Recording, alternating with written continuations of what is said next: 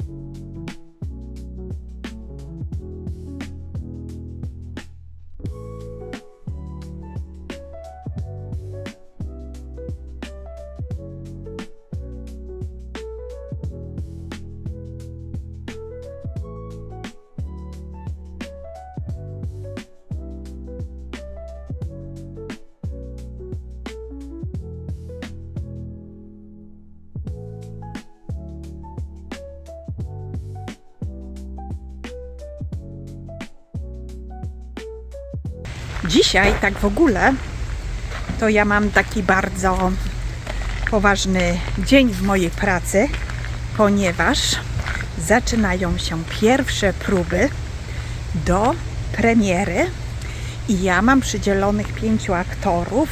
Dzisiaj będzie taki dzień właśnie, że aktorzy oczywiście już mają próby, tylko będą dzisiaj z kostiumami, właśnie z makijażami, już w tym całym anturażu. No, powiem Wam, że to jest bardzo dla mnie ważny dzień, bo będę miała okazję jakby zaprezentować się w akcji, że tak powiem. Mam lekki taki entuzjazm, taki lekki straszek, że tak powiem. No, ale spokojnie. To dopiero pierwsze próby, właśnie też i makijażowe, i fryzurowe, więc to jeszcze jest taki luźny dzień, no ale taki jeden z najważniejszych w mojej pracy. Także życzcie mi powodzenia, mi się kończy przerwa, i dzisiaj jestem na drugiej zmianie, do 23 jestem w teatrze. Także proszę życzyć mi powodzenia. W Niemczech się mówi toj, toj, toj.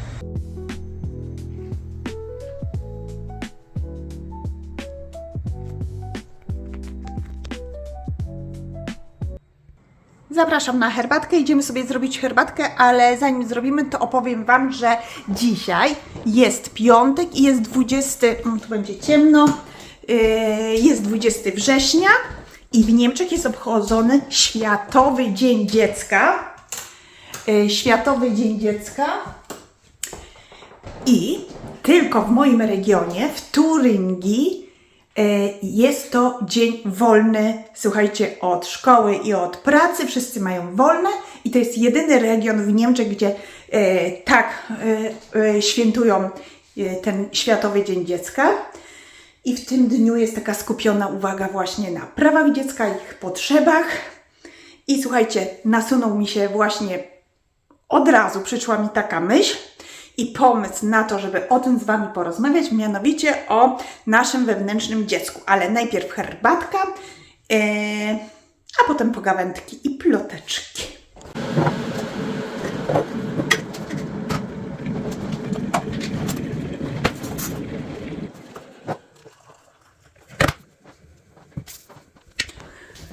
ochotę na herbatkę z miodem i z cytrynką, bo coś mnie w gardle drapie, a nie chciałabym się rozchorować, więc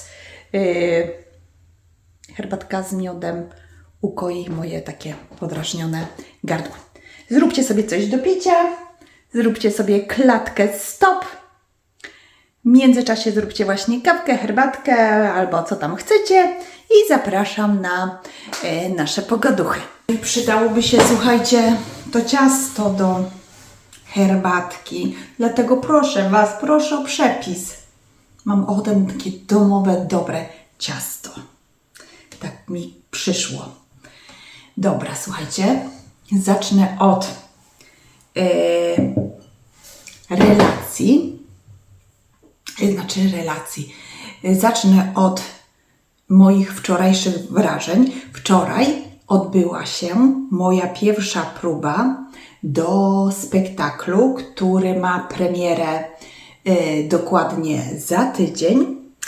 I to było dla mnie takie, no w moim mniemaniu, dla mnie to był taki egzamin, no bo moja ekipa miała okazję zobaczyć mnie w akcji.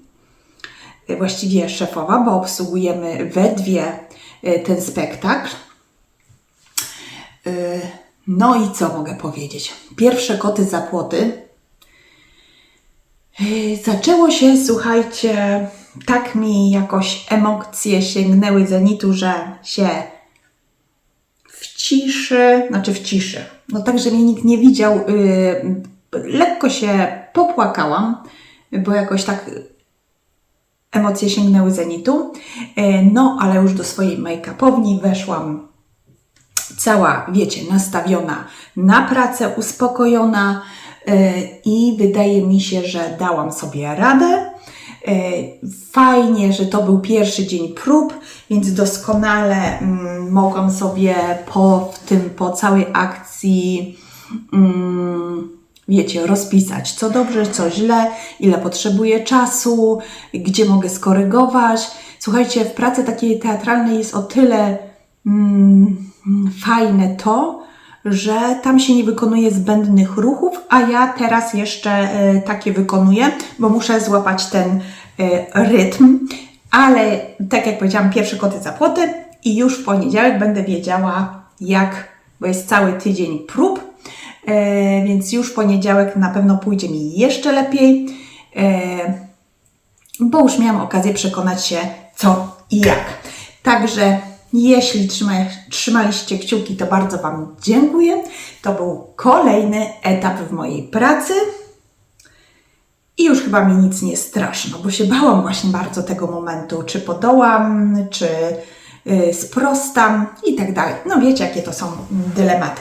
W każdym bądź razie myślę, że było ok i wiem co, i najważniejsze, wiem co poprawić, żeby było jeszcze lepiej.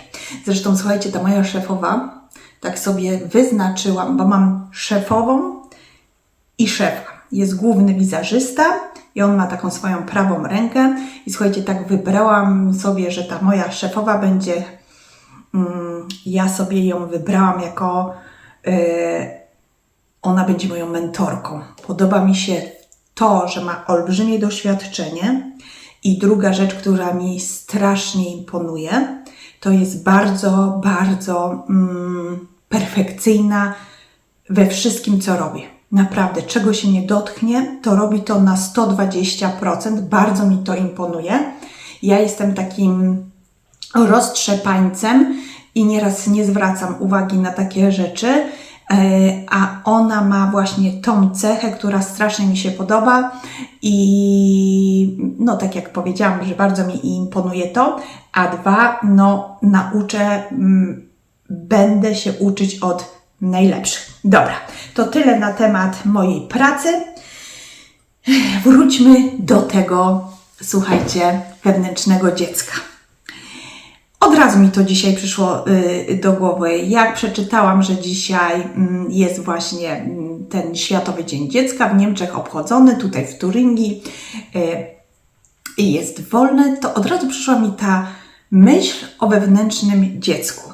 I tak sobie przypomniałam taką moją osobistą historię, kiedy tak naprawdę zrozumiałam, co to jest pielęgnować swoje wewnętrzne dziecko.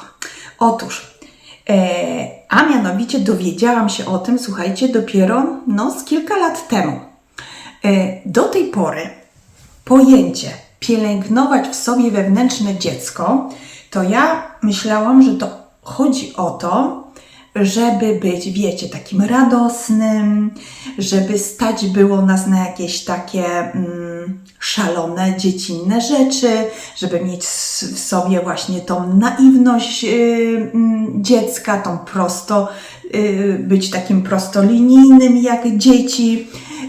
Wydawało mi się, że bardziej mi się to z radością kojarzy, że ja muszę w sobie pielęgnować tą radość, tą właśnie taką ciekawość świata. Tak mi się to kojarzyło.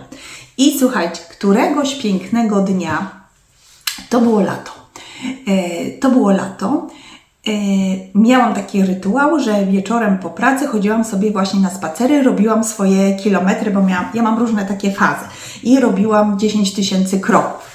I żeby mi się nie dłużyło, bo mi się wszystko szybko nudzi, to słuchałam podcastów. I akurat trafiłam na taki samorozwojowy podcast, to było taka cała seria, nie pamiętam, musiała pogrzebać.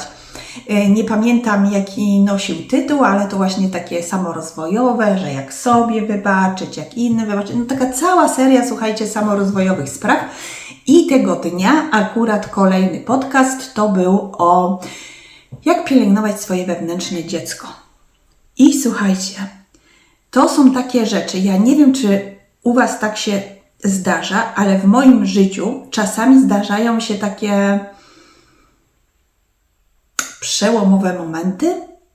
Nie wiem, jak to nazwać, nie wiem, jak to ubrać dobrze w słowa.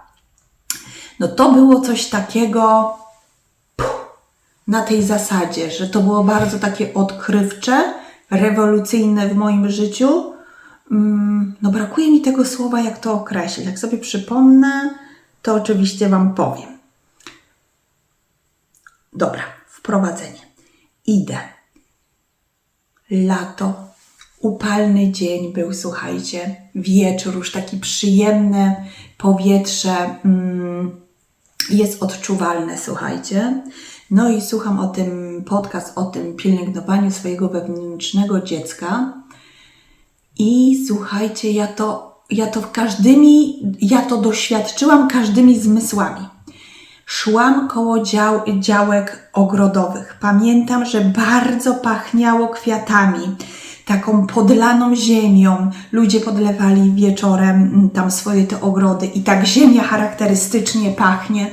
Słuchajcie, ja idę i słucham o tym wewnętrznym dziecku i tak docierają do moich zmysłów jeszcze, wiecie, zapach tej ziemi mokrej, ten zapach kwiatów. Tak mi się też jakoś z dzieciństwa kojarzy, że to jest zapach groszku, nie wiem, jest taki, ja pamiętam z dzieciństwa, że Jezu, jak to się nazywało, nie wiem, czy to groszek, że taki ozdobny, pachnący groszek, nie, że groszek, tylko taki, chyba groszek, to miał takie fioletowe kwiatki, nie pamiętam jak, Maciejka, nie pamiętam, w każdym bądź razie idę i do mojej głowy dochodzi taki przemiły, ciepły, ale nie taki gorący wiaterek, zapach tej mokrej ziemi, zapach tych kwiatów. 2, że przechodzę koło ogrodów i w tym momencie, jak ja doświadczam tego wszystkiego, w tych słuchawkach słyszę, że wybierz sobie jakieś zdjęcie z dzieciństwa. I w mojej głowie, słuchajcie, po prostu tak. Nie wiem dlaczego ja pomyślałam o tym zdjęciu, ale po prostu to się wydarzyło tak.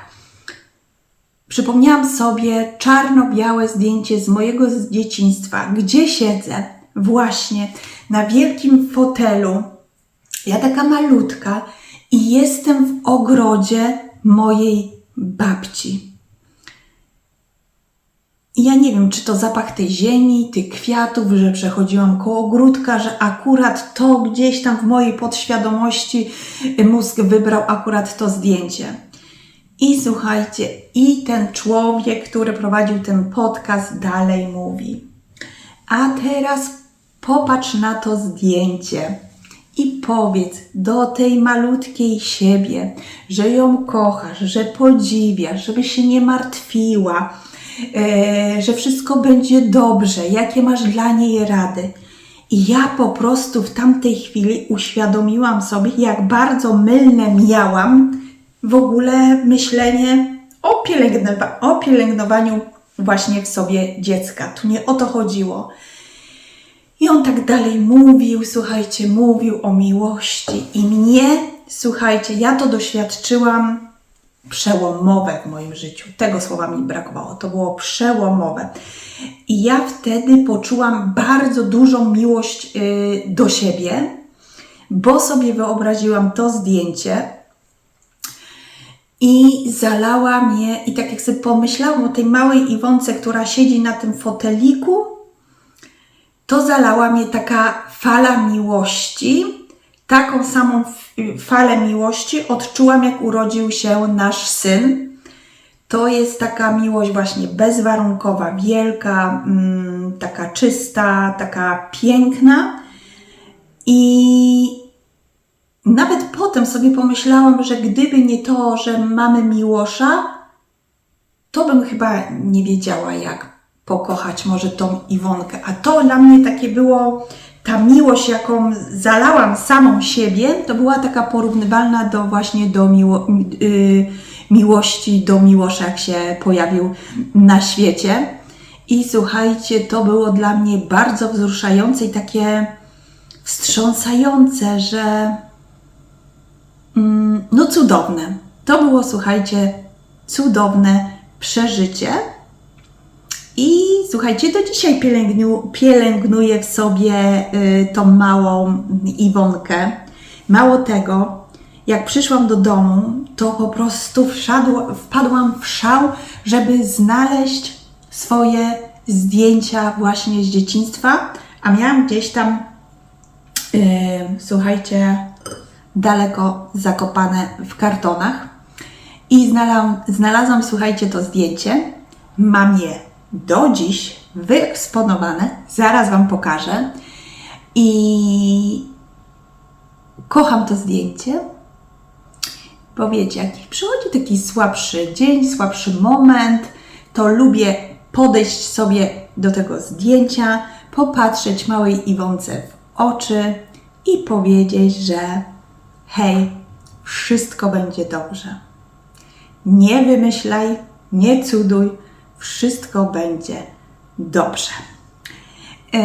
I to mi dzisiaj, słuchajcie, właśnie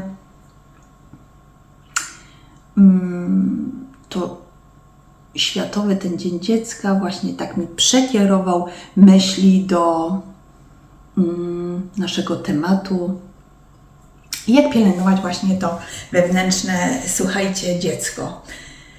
Nie zapomnę tej chwili, słuchajcie, nigdy, bo naprawdę to było, słuchajcie, takie bardzo przełomowe. Od tamtej pory całkowicie inaczej postrzegam swoją osobę i mogę chyba śmiało powiedzieć, co to muchy we wrześniu, halo. I mogę powiedzieć chyba z pełną świadomością, że od tamtego momentu pokochałam siebie taką miłością wielką, można powiedzieć. Dobra, nie wiem jak zakończyć, słuchajcie. Czy ja mam do Was jakieś pytanie? Może czy Wy macie jakieś takie właśnie przełomowe momenty, albo jak Wy pielęgnujecie swoje wewnętrzne dziecko, co rozumiecie przez to? Chociaż dalej uważam, że oprócz tej, ja wtedy zrozumiałam, że to jest ta miłość własna, że jest najważniejsza, żeby pójść dalej, pójść do przodu, żeby ruszyć z czymkolwiek, trzeba kochać siebie. Pracuję nad tym dalej, ale już taką podstawę solidną, słuchajcie, mam. No, to też dajcie znać, jak u Was jest właśnie z pielęgnowaniem wewnętrznego dziecka.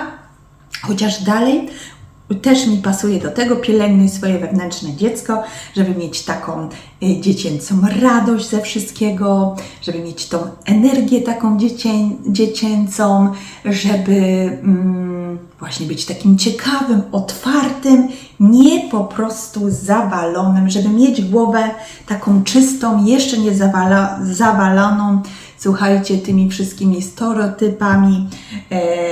No wiecie, w tym wszystkim, gdzie człowiek dorosły sam sobie te niedobre rzeczy wpuszcza do głowy. Dobra, to dzisiaj właśnie chciałam się podzielić z Wami takim tematem. To jest odcinek, gdzie robimy podsumowania, więc moja waga na dzień dzisiejszy 91,3.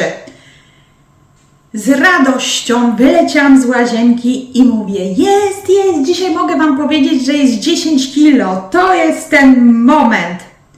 I minęło pół dnia i sobie myślę, halo, znowu byś okłamała swoich widzów, to jest 9 kilo, ale dobre 9 kilo, jestem szczęśliwa. Niemiecki, no wiecie jak niemiecki, mam przesyt niemieckiego. Słuchajcie, jeszcze taka a propos niemieckiego. W robocie taka historia. Przychodzę wczoraj przychodzę do pracy, taka, wiecie, nastawiona na pracę, lekko podenerwowana, lekko taka, wiecie, w ekscytacji. No i pierwsze co przyszłam, to sobie ćwiczyłam takie moje uczesanie na takiej główce, bo chciałam zobaczyć, ile mi to zajmie czasu. No więc wpadłam i tak zadaniowo hi, hello i zaczęłam robić tą swoją fryzurę. A dziewczyny nie miały za bardzo co do roboty i sobie tam gadały. No i taka jedna, jak ja już skończyłam, i taka jedna koleżanka coś Iwona, i coś tam plac. No ja zrozumiałam, że plac, że to mój szminken plac, że chodzi o moje miejsce do makijażu. Ale ja nie zrozumiałam, nie wiem czemu, ale ja zrozumiałam, że ona mówi, że ja jej zajęłam miejsce czy coś i wzięłam translator i podeszłam do niej i proszę ją, żeby powtórzyła jeszcze raz, bo nie zrozumiałam do końca. I ona mi mówi sam plac i się śmieje. Moje emocje już zaczęły drżeć. Poprosiłam ją z uśmiechem na twarzy, że powiedz drugi raz. No i ona plac. Tak mnie to wkurwiło, że się odwróciłam na pięcie, mówię okej. No szczeliłam takiego focha. I ona wstała i mówi, że ty chodź za mną. I ja poszłam za nią, bo my mamy, nasze miejsca pracy są 2 piętra. Na jednym piętrze jest warsztat, a piętro niżej to już jest właśnie ta cała make-upownia, gdzie szykujemy artystów do spektaklu, na scenę. I ona zeszła na dół i mi pokazuje, że ma czysty plac, że posprzątała mi plac i że tu mi będzie dzisiaj wygodniej, bo tam mam stanowisko koło ściany i będzie mi niewygodnie pracować. Mi się tak wstyd zrobiło, bo ja pomyślałam, że ona ma po prostu jakieś złe intencje w stosunku do mnie. No i jej bardzo ładnie podziękowałam, no i poszłam obok do pokoju, bo moje prawdziwe stanowisko jest obok w pokoju, żeby pozabierać rzeczy i przyjść tu, żeby być razem jakby z tą moją szefową, że będziemy w jednym pomieszczeniu. I jak poszłam po te swoje rzeczy, no to ona jeszcze do mnie przyszła i przytuliła mnie i powiedziała, że good luck, no płakać mi się chce, słuchajcie, do tej pory. I tak mnie to rozżaliło, albo tak rozładowało te emocje, że mi łzy zaczęły lecieć ciurem. Dalej mi lecą. Już mi się chce płakać. I po prostu ja nie wiem, czy ja byłam wściekła, że myślałam, że ona ma złe intencje w stosunku do mnie, czy to, że jestem zdenerwowana, bo przede mną,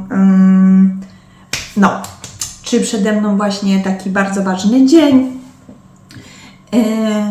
Czy jestem przed okresem, nie wiem, czy to menopauza, słuchajcie, no kumulacja cała. Więc sobie tam popłakałam chwilę, odsapnęłam i poszłam do dzieła. Także słuchajcie, no ten niemiecki, no co Wam powiem, no długa droga jeszcze przede mną, no ale idzie to wszystko ku dobremu.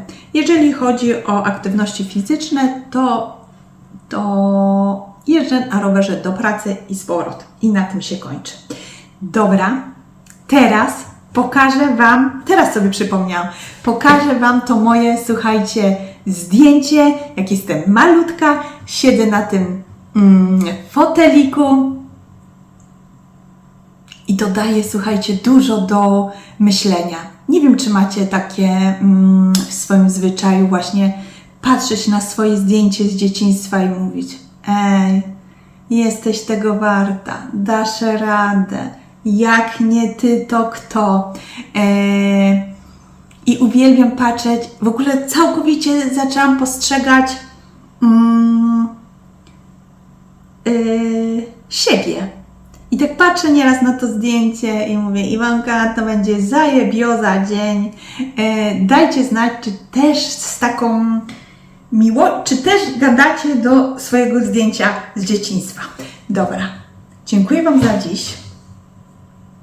Ja dzisiaj jestem w takim nastroju wrażliwym, bardzo jestem dzisiaj płaczliwa. Przed chwilą oglądałam przepiękny dokument i przed nagraniem mówię: muszę się wymalować, bo nie będę taka czerwona przed Wami występować, ale oglądam przepiękny dokument o bezdomności i też mnie bardzo wzruszył. Dobra, kończymy na dziś. Dziękuję, że byliście ze mną. Dajcie oczywiście znać w komentarzu, jak tam u Was sprawka z wewnętrznym dzieckiem. Proszę Was o jakieś przepisy na ciasto, pyszne ciasto.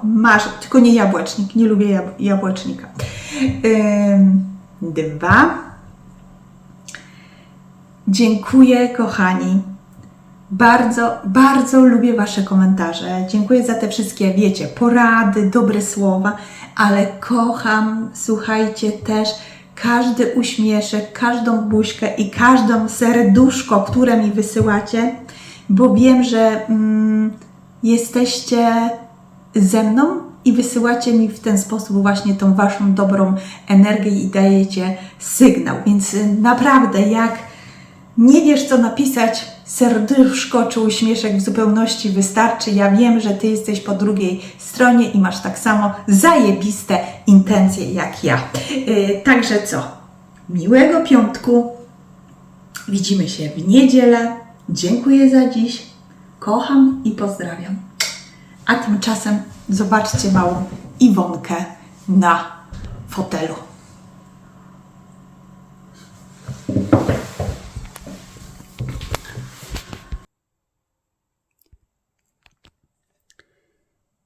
To jestem ja i to właśnie moje zdjęcie, które robi robotę, bo staję naprzeciwko tego malutkiego, słodziutkiego dzieciaczka, dziewczynki i mówię: nie rób takiej ważnej miny, wszystko będzie dobrze, do przodu, jak nie ty, to kto? Kocham Cię, Iwonka, jesteś wspaniałym człowiekiem, dużo w życiu fajnych rzeczy zrobiłaś.